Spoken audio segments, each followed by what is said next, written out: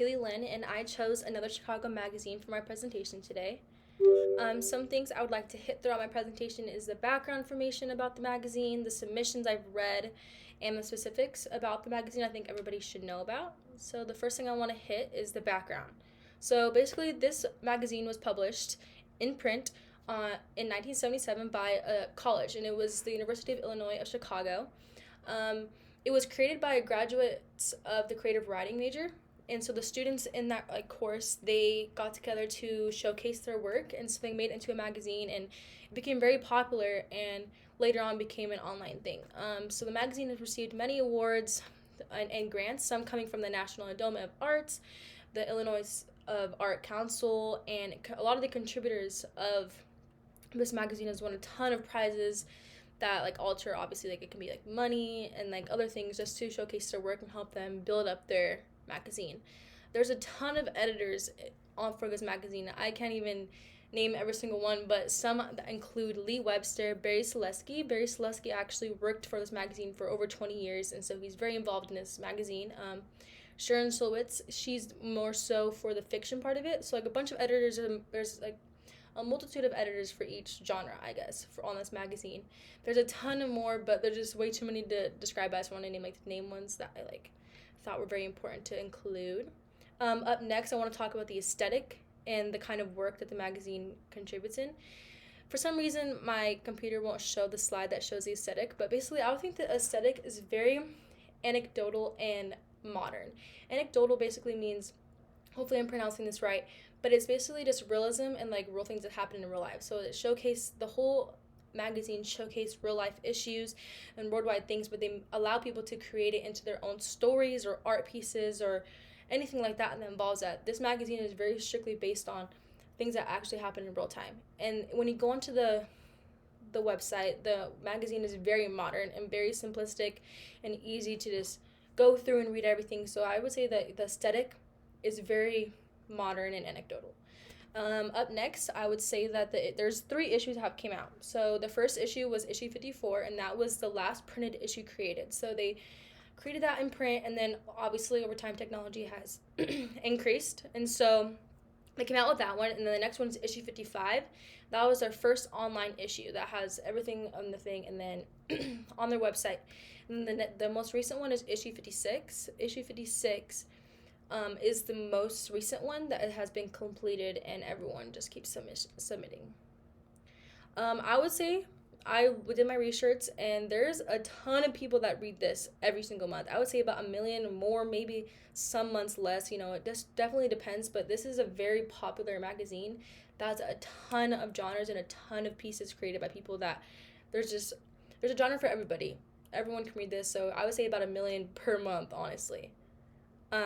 The next thing I want to hit is the submissions that I've read. So I want to include 3, but I did read a ton of stories and short stories, and I've looked at a bunch of art pieces on this website, and this magazine is really cool. So I would say 70% is majority short story, because that's where this magazine is mostly based off of, just short stories created by a bunch of people ranging from age, ethnicity, it's crazy. And then the other 30% is art, poems, reviews, blogs, etc. Any other form of art or work you want to produce, this magazine will take it.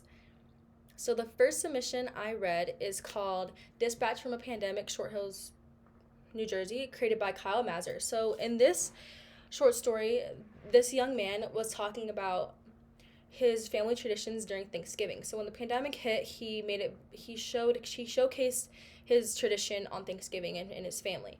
And his family is Arabic, and so they have a really straightforward tradition. And I guess when the pandemic hit, he included a bunch of examples that happened during that holiday night that just kind of showed that it was a horrible rendition to his original tradition in his family. So the whole thing was just basically showcasing how the pandemic ruined his life, and I really enjoyed it because it happened with my family as well. So this was uploaded on June 14, 2020, so I was kind of the peak of COVID, so I thought that was pretty cool. The next short story I read, is called Raging Work by Larry Smith. And it's about a young girl named Joni who lost her job, and she worked at a minimum wage job, and I guess her family just did not like the job she was working at and talked really down on her. And then she came into work and she lost her job, and she went straight to the bar. And while she was at the bar, she was thinking in her head about everything that was going wrong and how she wished she could fix it and how she's scared to go home. She was scared to go home because her family just basically talked down on her and called her a low life, so she didn't want to go home. And then she ended up going home, and when she went home, her family just bashed her automatically and was just like, I don't want to hear about your job, like, just don't even talk about it. And then, so she didn't even tell them that she lost her job because she didn't want to hear that either. So, and that was published February 22nd, 2022. The third short story I read is called Sabbatical Dog, and it's by Judith Claire Mitchell. It's about a young girl with cancer. So basically what happened in the story was the young girl went to like the doctor to get like a little checkup, and then they were like, okay, like we'll call you if you get your test results back. And in that time, she ended up getting a dog from a shelter that she wanted because, you know, she wanted a dog. But then the same day she got the dog, she got the call back from the doctor letting her know that she unfortunately had cancer. And so the whole story was kind of her in her own thoughts, being like, I shouldn't have got the dog. Like, I'm not gonna have.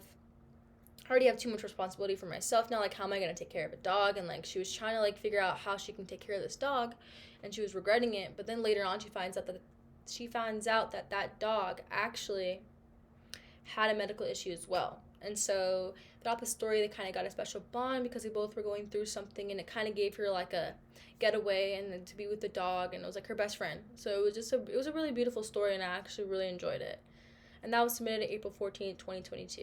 And that's the last one I want to include in this presentation because there was just so many to pick from. I didn't know which ones to even include. So next I want to talk about the specifics. I'm sorry. So the Another Chicago magazine is open from January to August 21st every year. So within that time, anyone can submit any kind of work they would like.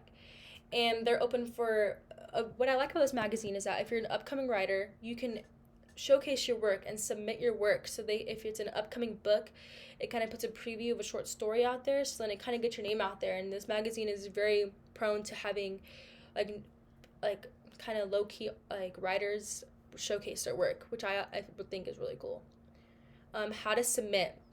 So if you go onto the Another Chicago magazine virtual website, it's very neatly organized, and in the very top bar you can click submissions, and if you scroll down, it has a bunch of information about submissions and like how it all goes out. And at the very, very bottom, there's like a little like icon that says click here to submit. So it's very straightforward and very easy. So what you do is you would click the button that says like submit whatever, and then you would choose a genre that you want to submit in. So like if it's like a short story, or if it's nonfiction, or if it's art, or if it's poem, or if it's in a review, click which one you want, you create an account, and then you submit your work, and then you basically wait for an email back seeing if you're going to be really showcased onto the magazine.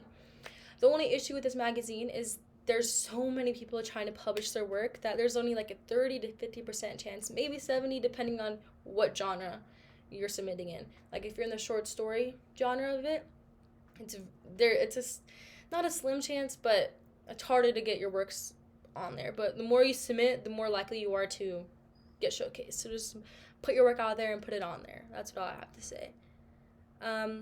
So to conclude, I really do recommend this magazine because the genres are very, very endless, and the magazine focuses heavily on real world issues. And so I really like that because I'm very into like all of the real world stuff that's happening, because our world's pretty crazy. So this magazine kind of gets everyone like I would say another getaway, like in that submission I just talked about earlier. Like this magazine just showcases a bunch of work, and I actually really enjoyed it because I even myself submitted a piece of my work that I created in this class for my free time, and I really do recommend this magazine.